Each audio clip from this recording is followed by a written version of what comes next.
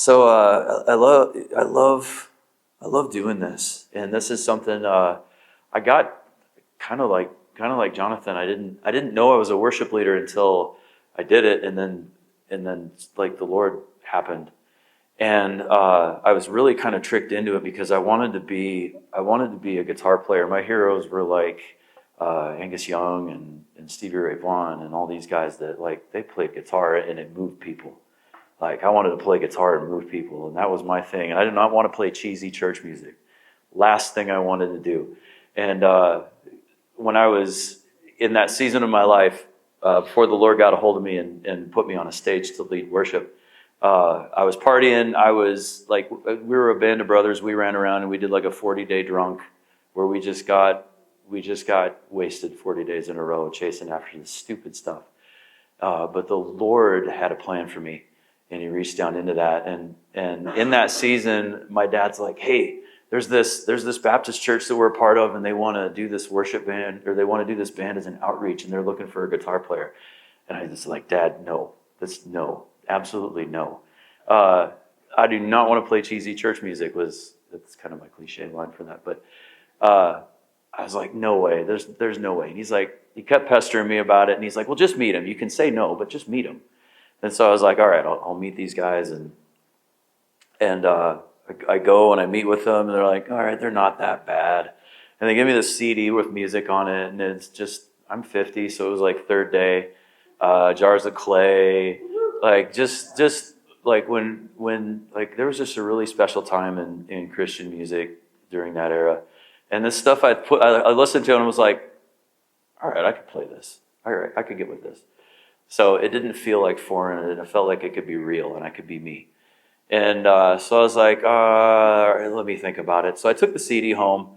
In the meantime, I'm going out like not every night of the week because I don't have all that kind of money, but I was going out a lot, and I got home from the bar 2 a.m., 2:30 probably once I stumbled through the door, just lit. I was blasted. I laid down in bed. And it was at that point where the room was spinning, and you got to put your foot on the floor to stop the room from spinning. And I'm probably talking to people about things that you don't know.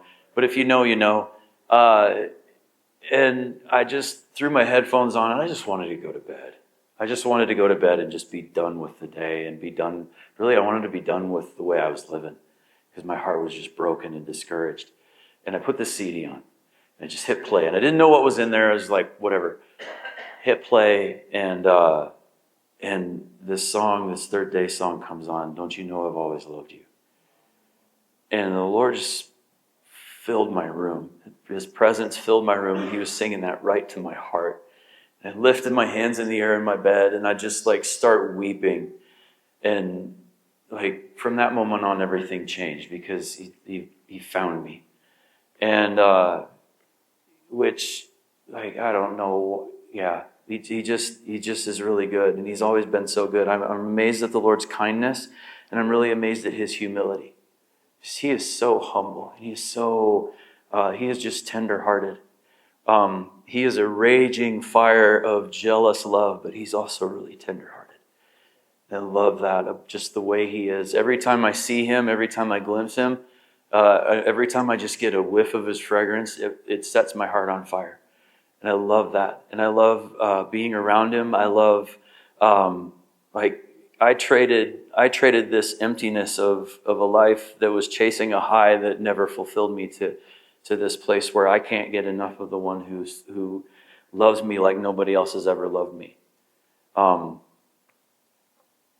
And he's given me an amazing wife. He's given me 6 amazing kids.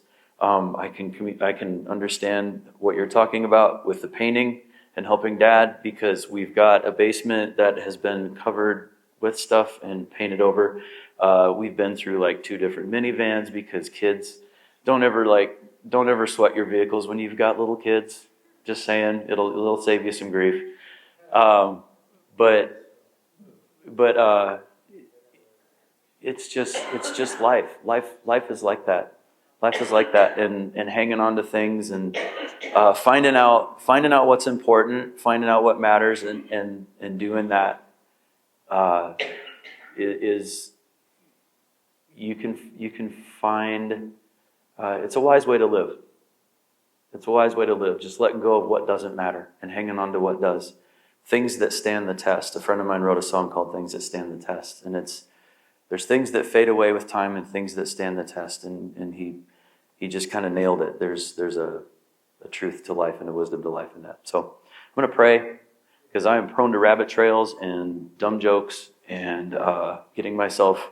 My wife's not here to elbow me, so my ribs will not be bruised today. But I do need the Holy Spirit to probably elbow me here and there. So, Father, we just thank you. We thank you for how you love. We thank you for your goodness and your kindness. We sang about it this morning, and I thank you for what you've given us to do. Lord, for the task that you've given us. Lord, Lucifer was banished from your kingdom. He was banished from your throne room. And you've given us, you've really just given us his job of ministering to your heart, that we get to minister to you. Lord, and that we also get to lead others in ministry to you. And we just thank you for that. So would you just open our eyes tonight or today, that we'd be able to see what you want us to see, that you'd give us ears to hear what you want to speak to us, that you would just turn over the soil in our hearts today and just cultivate, remove the rocks, remove the weeds, the things, the stuff that doesn't belong there. And I ask that you just put good soil in our hearts today to receive what you're saying to us. And just set a guard at my mouth so I don't do dumb stuff. Amen. Amen. You guys agree with that? Okay, cool. Oh, we want your dumb stuff. No, you don't want my dumb stuff. So I feel like I get a little bit of ADHD up here. That's Adam David Humburg disorder. We're going to talk about flowing in the momentum of the Spirit in worship. And I really love how Jonathan laid things out and how he started. He started with the why. And we're going to kind of take a look at the how. How do we do that? How do you cultivate that? I mean, what does it even look like? If you can see something, you can define it. Okay? And sometimes that's interchangeable, because sometimes if you can define something, then you can see it. Right? If you don't know the questions to ask, you won't ask the right questions, or even, but if you can define something, sometimes you can see it. If you can see it, you can define it. And then if you can define it, you can measure it. If you can measure it, you can govern it. If you can govern it, you can grow it. And if you can grow it, you can harvest it. Okay? All right? But it starts with defining it and seeing it. So when we talk about the momentum of the Spirit, what is that? Where does it even start? What does it look like? What is that? And it's really easy to think about things on a stage.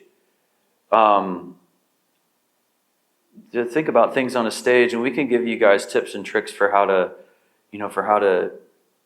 manufacture things, but the Lord wants to take us out of a recipe book, and he wants to teach us how to cook, right?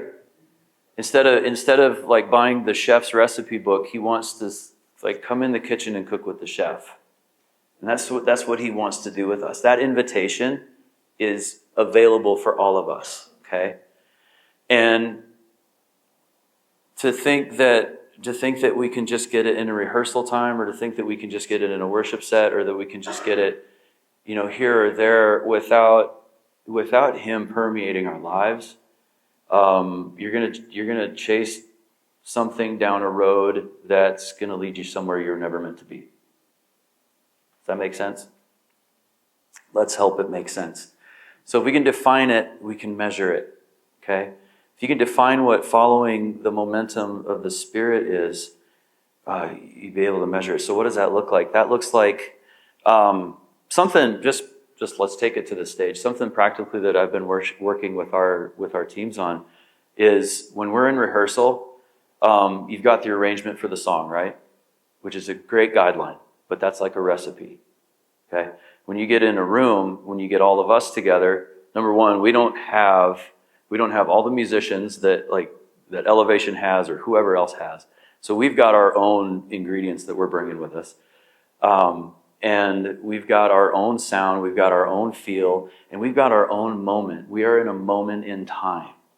Okay, a recording that was captured and an arrangement that was captured was something that was likely captured for radio. So it was, hit the high points, truncate it, introduce it, get people to listen to it, and you've got it to where we're taking this thing and we're putting life in it. We're breathing our life in it in that moment. And when you're breathing your life into something, it can take life. It can take form. And, we can get into a rehearsal and we can try to nail an arrangement. And we can try to nail it according to the recording. But something happens when you add life to it. And there might be a time in your rehearsal where you're up there working a song and you're putting your life on it where you feel it go this way. Or you feel it go that way. Or where it's big here, you feel, no, this is tender. And recognizing that, you can begin to see momentum. You can begin to define momentum. What we've noticed is that there's a momentum during our rehearsal, and then there's a momentum when we get everybody else in the room, and all of our lives are adding life to this song in this moment. And so if you can recognize the momentum, flow with the momentum, you can turn right, you can turn left, and you can move with something and it be alive. And it be, something living and active and sharper than any two-edged sword, right? So we're gonna kind of dive into where that all starts, because it has a starting point.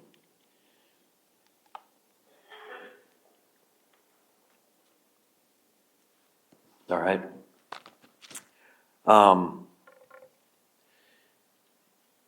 Something that I love how the Lord led you, because He was so sneaky that way. You remember Jonathan's story about the drummer? He had to put the drums up there. Made no sense, right? Why on a stage when you don't have a drummer do you put drums up there? I want to introduce something to us today that I really feel like the Lord is riding on, because the momentum that we're talking about here comes from life. It comes from life lived in partnership with the Lord. It comes from something that's cultivated with Him. Okay? And it comes from a capacity that's built with the Lord. I can't get up on stage and expect to go anywhere without a capacity built with the Lord. There's an anointing is cultivated in that place. Relationship is cultivated in that place. Life is cultivated in that place. And it's really fun, because you can actually intentionally cultivate that. There's a law of capacity that we see in Scripture, and if you look at the widow in the days of Elijah, she had a son, and she had two sons. Okay, she found the prophet. She's like, "Hey, help me! My husband was part of the company of prophets, and he died, and he left me debt, and my creditors are coming to take my two sons to pay the debts. Okay, I need help. What can I do?"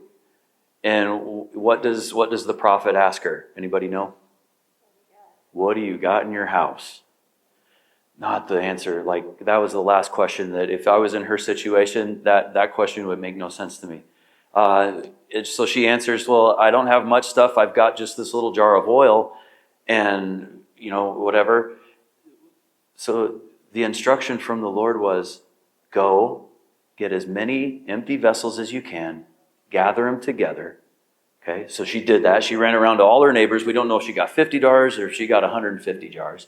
But she went on this instruction, got the jars, brought them back to her place, and the prophet said, "Now pour the oil and fill the vessels."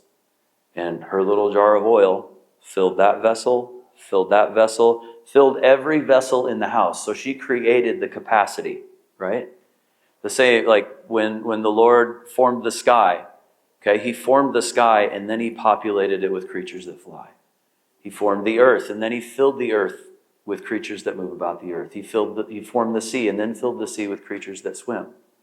Okay? There's a law of capacity. What you want to see in your life, you need to build the structure for. Okay?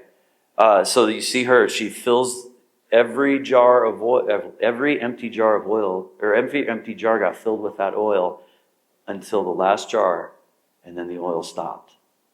Okay? There's a law of capacity in that. There was a law of capacity at work when they put that drum there, when they set the drums up. You created a space for the Lord to fill. Okay? You ever ask the Lord for something? You ever ask the Lord for finances? You ever ask the Lord for better relationships? You ever ask the Lord for more professional opportunities? And you ever felt like the heavens are stone? The heavens are bronze above me. There is no answer to this. There is nothing going on. I feel like I'm throwing rocks in the Grand Canyon and waiting to hear them hit the bottom. And it's just, there's nothing. It's crickets. I would propose to you that the Lord is looking for capacity. Okay? I know people, I've been that person, I am that person that have spent years praying and asking the Father for more money, for better relationships, for greater opportunities. But the Father's asking questions of us. Okay? Here's some of the questions that he's asking. Can you handle what you're asking for? Okay? Can you handle it emotionally? Can you handle it spiritually?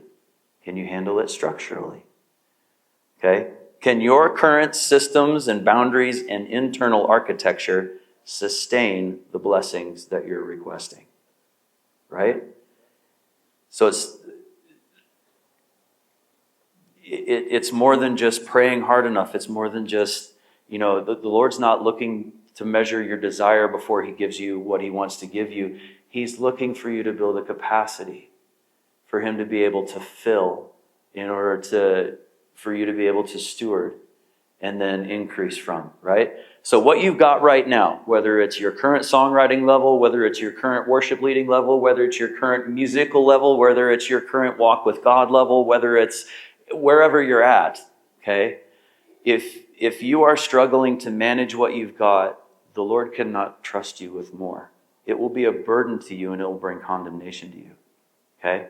So what he wants to do with you is he wants to partner with you to walk with you relationally and show you where you can grow at and how you can do it.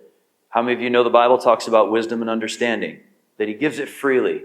He just hands it out. There's no holding back with him.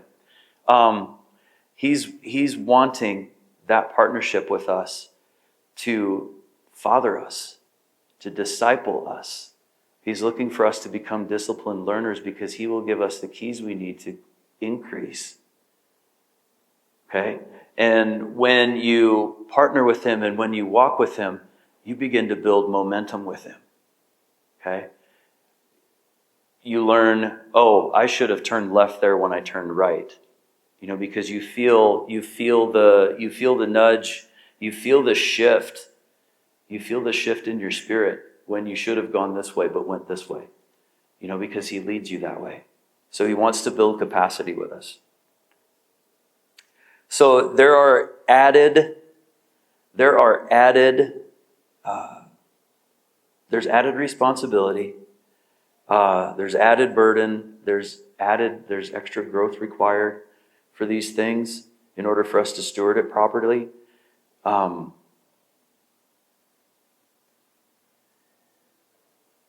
So the question that we need to really ask is do we have the internal structure in place in order for the Lord to bring the increase that we're asking for instead of questioning his goodness?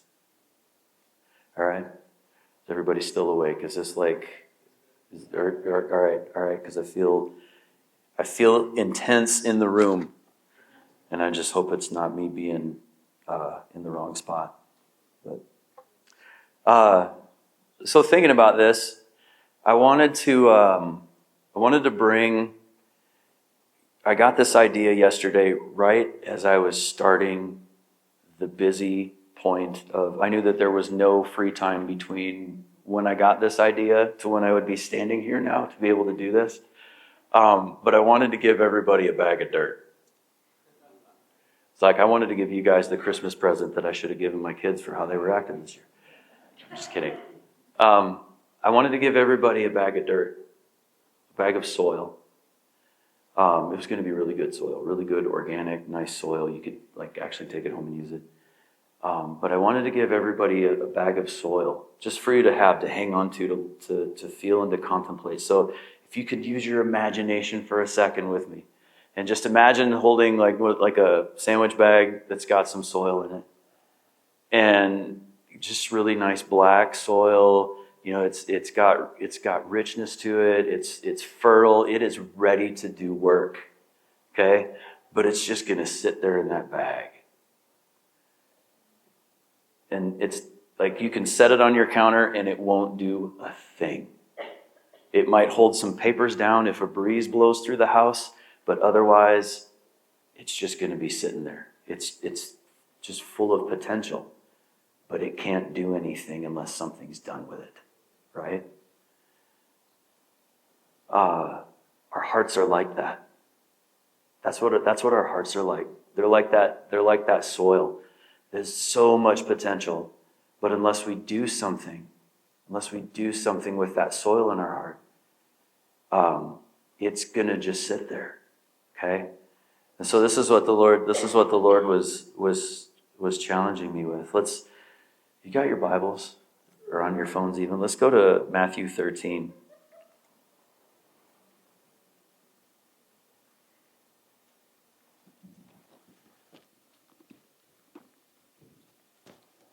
Are you guys tracking? Is this good? Okay. It might be a bit of a challenge to you this morning because the Lord wants to lean in close.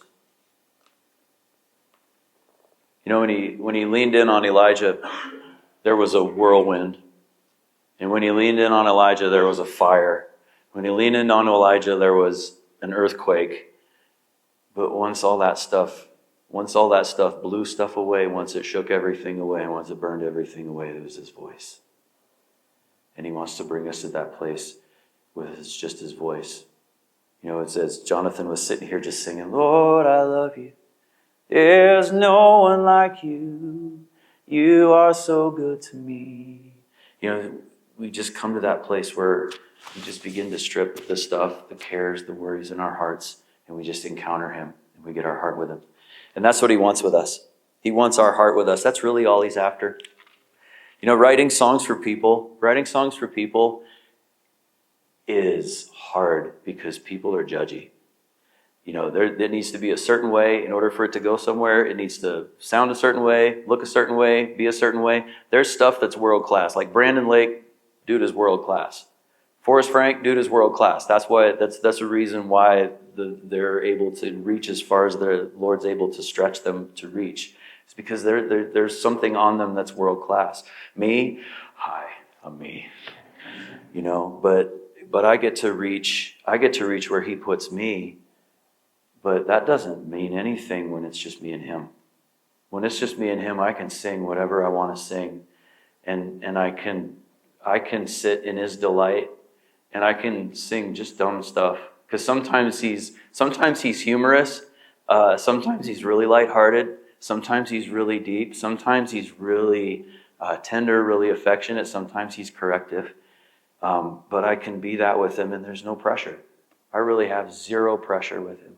And that's what's really fun about being able to create for the Lord, with the Lord. Matthew 13, chapter 1. I'm going to read out of the NRSV because that's what my mom gave me. So it says, that same day Jesus went out of the house and sat beside the sea. Such great crowds gathered around him that he got into a boat and sat there while the whole crowd stood on the beach. Say it's a good day to be in a boat. It's a good day to be in a boat. And he told them many things in parables, saying, listen, a sower went out to sow. And as he sowed, some seeds fell on the path, and the birds came and ate them up. Other seeds fell on rocky ground, where they did not have much soil, and they sprang up quickly. But when the sun rose, they were scorched, and since they had no root, they withered away. Other seeds fell among thorns, and thorns grew up and choked them. Other seeds fell on good soil and brought forth grain, some 100-fold, some 60, some 30. Let anyone with ears listen. Okay. Verse 10. The disciples came and asked him, "Why do you speak to them in parables?" And he answered, "To you it has been given to know the secrets of the kingdom of heaven, but to them it has not been given. For to those who have, more will be given, and they will have an abundance. But from those who have nothing, even what they have will be taken away." The Lord's given us an ability to hear today. Okay? The Lord's given each one of us an ability to hear. Like, it's been given to each one of us to know the kingdom, to know his kingdom, and to know the things of the kingdom. Like, we sit there and read that parable, and we can see what he's talking about with the soil. Because his word is the seed that goes forth. I love seeds. Seeds are amazing. An acorn has the blueprint in it. An acorn has the architecture in it to make an oak tree when it's put in dirt. The same dirt that would sit there and do nothing has that capability to unpack the plans that are contained within that acorn seed and create a tree. It's amazing. What the Lord has put in the soil of our hearts to be able to cultivate what's planted there. Okay? You know the scripture, it talks about whatever you put your hands to do will prosper. Okay? We always think about that in the sense of what I do for the Lord will be good. But what if that's actually a promised blessing that's upon us, that whatever we put our hands to, whether it's good, whether it's bad, like I could choose to do bad things, and because I'm blessed with that promise as a son, like, it's going to prosper. I could do worthless things that are not worthwhile, and be good at it, and it prosper. I could take that same blessing and I could come over here and I could build structure with the Lord. I could put that to work to build capacity with him, and it's going to prosper. I could set that to work to find out, okay, where are the areas in my life that I need financial discipline in order to see the Lord increase my finances. Because the temptation is to sit there and to think is that, oh, I will, you know what, when I get the finances, then I will learn how to use them. That's not how it works. The Lord looks at what you're currently managing. Okay? He looks at what you're currently stewarding. He looks at how you handle it, and what he's given you, what you've got right now, whether you feel like it's lack or whether you feel like it's abundance, you've got the ability to manage. And you've got the ability to steward, and you've got the ability to increase. Thinking about time. Time, that's a big one for me. I've got 6 kids, and so let me introduce you to my family. My daughter Eden is 20 years old. She is amazing. She's been out singing with me and doing worship together. I love the songs that she writes. She's one of my favorite singers in the world, bar none. And it happened the day that I heard her sing. The first day I heard her sing, she's like, I love that. I could listen to that all day. And I've got her. I've got an 18-year-old son. I've got a 16-year-old son. I've got a 14-year-old son. I've got an 11-year-old daughter.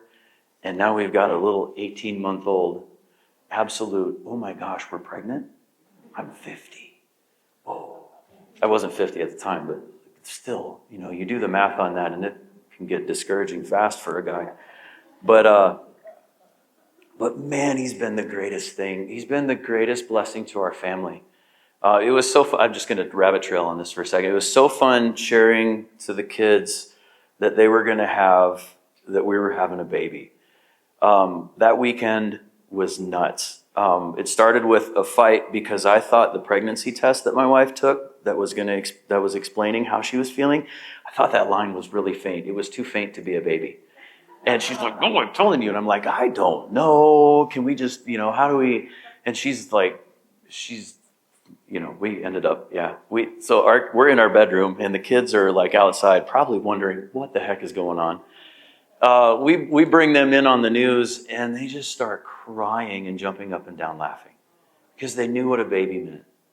They knew, they had insight, they had understanding what a baby meant. And it like our 11, or she was 10 at the time. jumping up and down, just crying because she was going to be a big sister. She'd spent 11 years being the little sister and the littlest, and she was going to be a big sister. So that rocked her world. But like our boys, yeah. Can I just do another rabbit trail? So does anybody have kids? Does anybody have more than one boy? They're like a tornado. Like for real. I'm serious, man. We've got them in a setup where they're in a room, big room. They got a big room with all the room they need. But like when the summer hits and the weather's nice like this, I'm telling you, when they wake up in the morning, it's like you feel it. Like the movies where it's got the low end rumble that's in the subs underneath your seats in the theater. That's what it's like. It's like that, and then they come flying out of their room, and my wife and I are downstairs having coffee and doing a little breakfast, and they come down the stairs, and we throw some food on the table like that, and then it's like like that, and then they're like they put their dishes away, and they make their way to the door, and they're like slam the door shuts, and we're like, what was that? And then we look out the back window in the backyard, and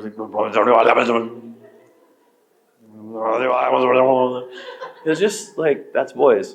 That's boys. That's how they are. They're just like living with a tornado. So pray for our landlord who is renting us this house that has need of repair in some places. But I love raising our boys. The Lord has trusted me with boys because he sees a capacity in me to be able to raise men. He sees in me a faithfulness to be able to steward men. And that really is something that's humbling, it's holy, and it's scary, but it excites me. So that's our family. But getting back to talking about soil and how soil works. When I was getting ready for this, the Lord showed me a vision, and he showed me this like a cutaway. When you see like a textbook and you see the cutaway of a structure, he showed me this gigantic foundation that went down, and it was intimacy. A way to think about the definition of intimacy is like, into me you see. And that's kind of scary. It's scary to do that with people. It's scary to do that with the Lord, because it can be really humbling, and there's such a sweetness in it, though. So this foundation of intimacy that went under a building, and you just see all the things of life on top of it, but everything was in order. Everything was like, architects are amazing because they design things that they account for structure, and they account for weight and load bearing and all this stuff. And the Lord's really the same way with us. Intimacy can be cultivated. Like that place, it needs cultivation. When we see the parable of the sower and we think about the word that goes forth, that word is what the Lord says. Like those things, those are seeds. It talks about the Greek word for that, for the seeds. That's like his word. His word is like seed that goes into our hearts. And if you think about seed, how it has the blueprint for whatever seed it is, when the Lord speaks something to you, who's got prophetic words in this room? Who's got prophetic destiny? Who's that's foreign to? That's foreign to you. That's okay. We're all in different spots and in different cultures, and those words of prophetic destiny, the Lord can give you through people, and he can also give you through his voice. And those words of prophetic destiny carry a weight to them, and they carry a grace to them. There is information contained in those words. Okay, let's look at information for a second. So there's stages to this. There's information, which if you look at Paul in 1 Corinthians 12, talks about, I do not want you to be uninformed. So he's going to give you information about the spiritual gifts, right? Okay, And then there's revelation, which is the next realm of that, which is something revealed, where it's the realm of where you see it, you have insight, and you have understanding into the information that you've been given. Okay? The next phase of that would be the application. Okay, where James talks about don't be hearers, but be doers of the word. Okay, that word doer is a Greek word poete, which is a creative. That's a creative word. Be creators of the word. Like there's an action put forth to that. So you take that revelation and you act on it. This is how you build structure. Okay, this is how you build that increase in the intimacy and in the places. So you become a doer of the word, and then Paul talks about I labored with the Lord until Christ be formed in you. And that last step is in formation, Christ being formed in you.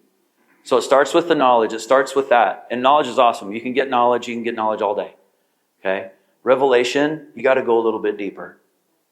Right? You got to take that, you got to take what the Lord's given you and you got to unpack it. You got to take it to that place of intimacy with Him and you got to work it. But what happens is when you get it worked into the soil of your heart, out of the heart, guard your heart because out of it flow, right? That's where our actions and that's where our where what we do comes from, what we say comes from. So if we're working His revealed word to us, and if we're working His revealed things into us, when it comes to that James, that poete, we are creating His word in us, and then Christ is formed in us. Okay, so that's kind of a pathway. So I saw that foundation of intimacy. Okay, and then I saw a mustard tree, mustard seed. The Bible talks about then, if you look down at verse 31 and 32 in Matthew 13, He put before them another parable. The kingdom of heaven is like a mustard seed that someone took and sowed in his field.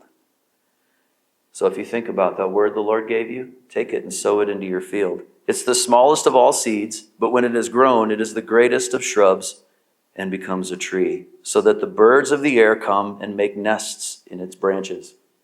So He showed me a mustard tree, and I had the nudge from the Holy Spirit to look up mustard tree roots. Never would have thought that for a second. But the minute I did that, the minute I pulled this up, I could see what the Lord was talking about with how His kingdom works when we sow Him into our hearts. We're talking about building momentum. Okay, we're talking about building the momentum, being able to build momentum with the Spirit. You have to be able to recognize the Spirit to be able to move with the Spirit. You have to have discernment. You have to have awareness. And that stuff is built. And this is how it's built. It's built in intimacy. Okay? But looking at the mustard tree, this is I love Google AI sometimes. But then other times it's weird. But it was really good. Okay? So depending on this, I'm going to read it word for word. Depending on whether you mean the agricultural plant, which is Brassica species, or the biblical desert tree, which is Salvadora persica, mustard root systems are famous for their resilience, their depth, and their structural strength. So Lord, building your kingdom into my life in the place of intimacy offers resilience, offers depth, and offers structural strength. Whoa. So the herbaceous plant, the brassica, known for aggressive tap roots that typically reach 1 to 3 feet deep. Under dry or drought conditions, these roots can extend up to 5 feet into the ground to hunt for water. The desert mustard tree, which is the Salvadora persica, is a tough evergreen, also known as the toothbrush tree. Its roots are incredibly robust, anchoring the tree firmly in dry terrain. So if you think about how many times does life just feel dry? Okay? But when we're anchored in the kingdom, when we've got the kingdom built inside of us, that dryness isn't an issue. Okay? This is fun. These are promises. This isn't stuff to be achieved, it's stuff to be received. Okay? The extensive root networks and chemical properties of mustard plants offer distinct agriculture and cultural uses. Key characteristics and uses are this. I'm going to use a big word. Is that okay? Natural biofumigation. Say biofumigation. Thank you. It was fun hearing you say that too. Mustard roots produce compounds called glucosinates or glucosinolates. I'm going to try that again. Glucosinolates. When the roots and plant matter are turned into the soil as a cover crop, these compounds release natural chemicals that inhibit the germination of various weeds and act as a natural biofumigant against pests and pathogens. Isn't that kind of fun? So if we think about let's turn this into the kingdom now. So if we build the kingdom into our hearts in the soil of our intimacy, okay, it protects us. It begins to do a work of clearing out the culture of our heart. Isn't that cool? That's amazing. That blows me away. Thinking about that biblically, if we look, can we back up to like Exodus, where the Lord's talking about taking the people into the promised land? He talks about as they enter in and as they keep his commands, that they're going to go into the land and they're going to take it step by step, because if they cleared it out all at once, it would just be overtaken by wild animals. But they're going to take it step by step, that they're not going to have to fight. That as they do this, the Lord's going to go before them and clear out their enemies, and even the land itself will vomit out its inhabitants. That's an Exodus. That's a promise. So we've got that. If we look at how the kingdom works in our lives and our salvation works, when we sow the kingdom in, that it goes before us. It drives out the stuff in our hearts that's not good. If you think about the first picture that we have of the Lord interacting with humanity as a gardener, as one who tends the soil and grows crops. So if we've got those rocks in our hearts, if we've got those thorns, those thistles, the places where stuff's been beaten down, trodden down, he can get out a tiller, he can get out a stone remover, he can get out a root remover, he can go to town. But then also his kingdom does a work to purify us. Okay? Is this good or is this weird? Okay, cool. Nutrient scavenging and heavy metal removal. I like loud guitars though. Mel's got video. So, this is fun. The deep tap roots absorb nutrients from lower soil layers, preventing them from leaching away. And they are also researched for, this is a big word, phytor mediation, which is the ability to draw heavy metals and toxins out of the soil to clean it for future crops. Isn't that cool? The Lord puts this stuff in nature to tell us how he does the work in our hearts. This is so fun. Soil erosion control. The deep sprawling underground networks create a highly stable foundation that prevents soil erosion. Okay? This is fun. Dental care. The root bark and inner wood have a strong, peppery, mustard-like fragrance and flavor, and when chewed, the fiber acts as a natural toothbrush. While the plant's natural juices help clean teeth, reduce plaque, and promote gum health. How many of you guys have a problem with the words that come out of your mouth? I do. I just wanted everybody to have the chance to say that with me. Because if you want to repent of something, get a group of people together and do it in a big group, because it just is easier. But I have a propensity for saying dumb things. And I really need to guard up my mouth sometimes. But when I'm feasting on the kingdom and when I'm cultivating that in the secret place, there's a work that the kingdom does to help cleanse my palate, cleanse my mouth. That's a good promise. That's a good promise right there. Culinary edibility. Who likes mustard on their hot dogs? Anybody? I do too. Or their bratwurst. Jalapeno cheddar, please. While primarily cultivated for their seeds and leafy greens, the tap roots of annual mustard plants are entirely edible. They offer a sharp, herbaceous wasabi or mustard-like flavor with subtle, sweet undertones. They are commonly diced or grated and added to soups, stews, or roasted alongside root vegetables. So like his kingdom is so good, and it's so good for us and to us.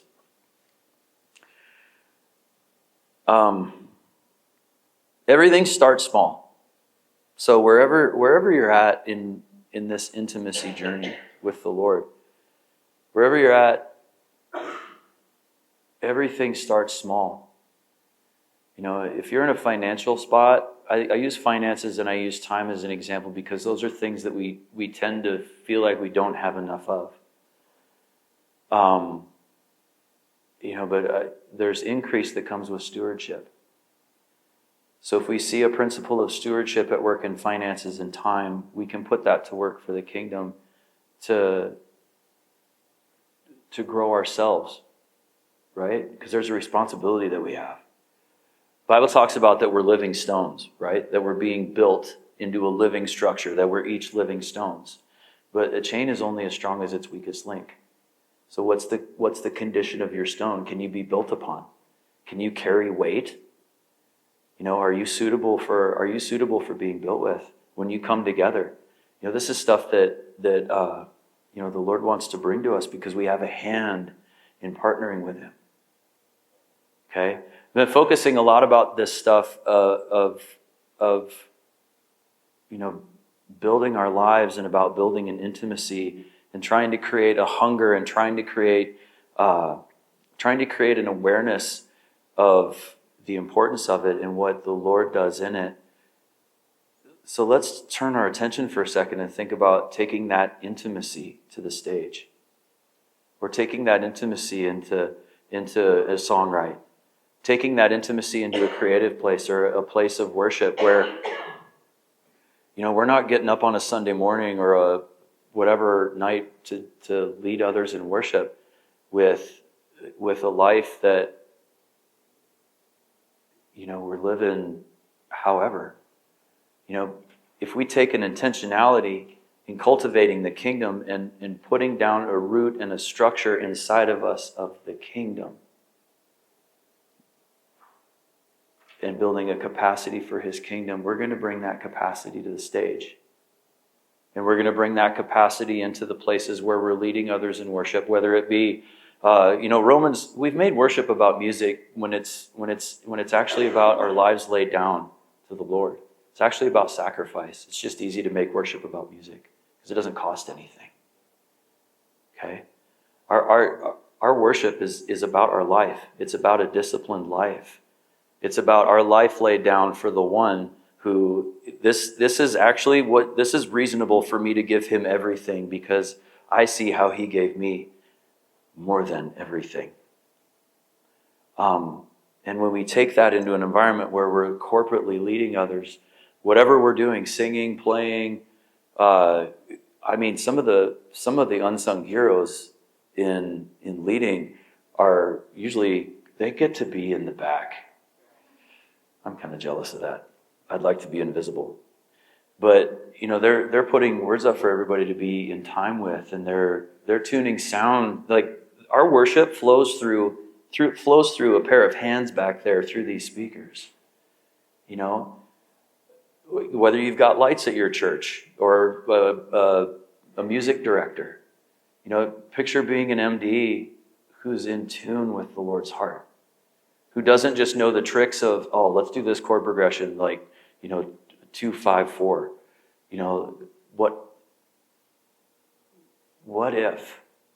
What if we were at that place?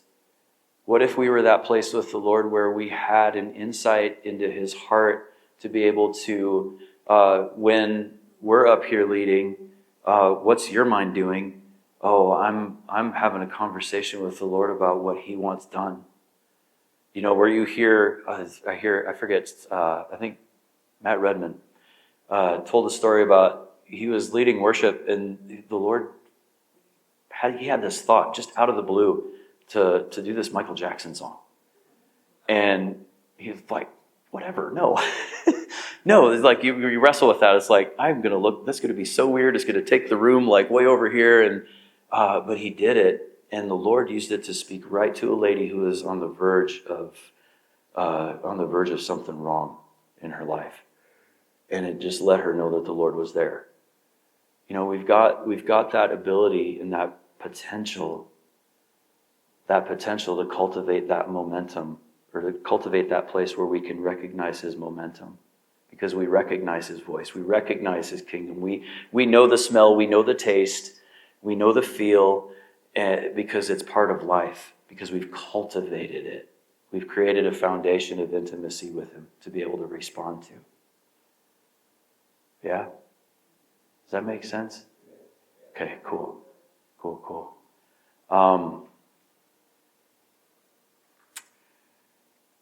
Man, I'm just waiting for a second because I think the Lord wants to just do something.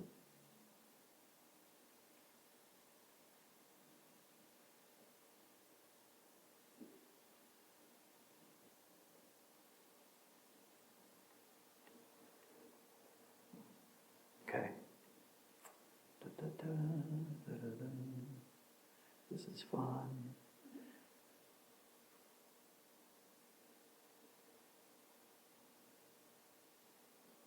So I want to just talk about some ways that we can, just practical ways that we can start building capacity in our lives. Like, first thing, create a boundary. Get with the Lord. Ask the Lord, Lord, what's a boundary that I could put in place that would help me build capacity with you? Write it down. Put it into practice. Do what he says. Write it down. Do it exactly as he says it. Okay? I love this about Mary. Jesus' first miracle of turning water into wine. And it's like, you ever wondered why he gave wine to people who had already had a lot of wine? I wondered about that. And what I came across that I felt like was the Lord was, if they would have run out of wine at that wedding, the couple and the couple's family would have started their wedding with shame. They would have started their wedding with a stigma of shame on them because of what happened at their wedding. They were going to be forever known as the people who ran out of wine at their wedding. And they were going to have that shame over them. And he was protecting them. But I also see too where Mary created an opportunity for something to happen. She created a capacity for the Lord to fill something. So what did he do? He brought the jars with the water and turned it and said, start serving it. And when they served it, it was wine, and it was the best wine of the wedding. Okay? But getting back to it, I forget what my point was with that.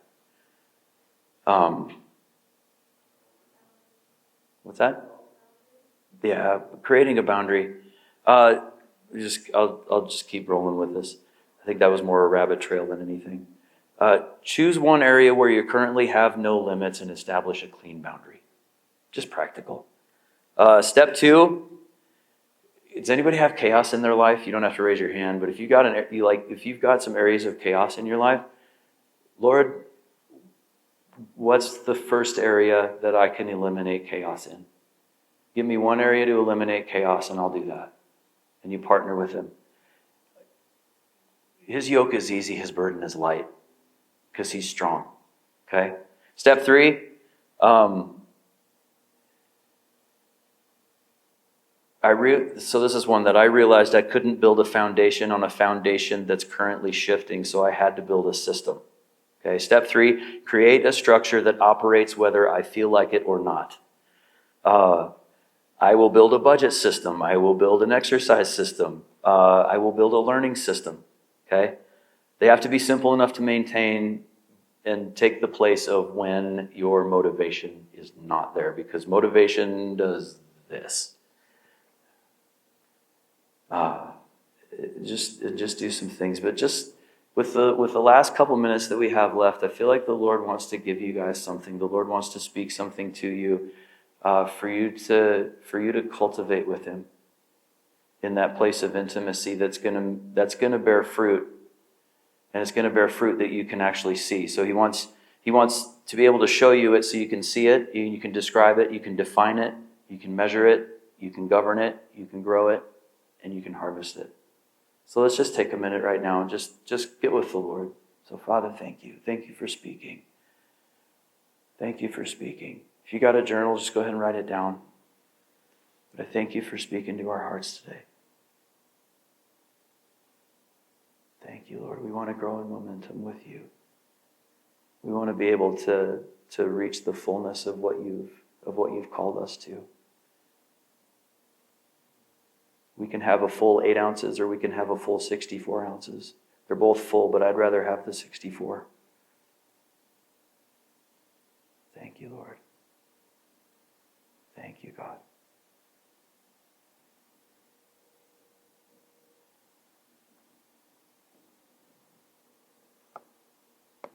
Thank you for the sweetness of what it is to be disciplined by you, to be trained, to be yoked with you. Just invite you. Thank you, God.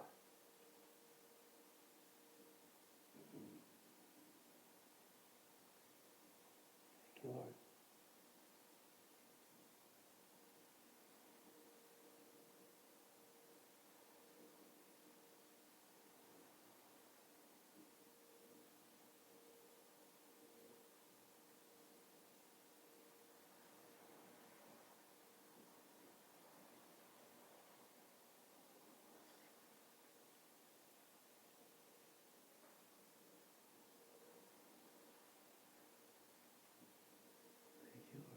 Amen.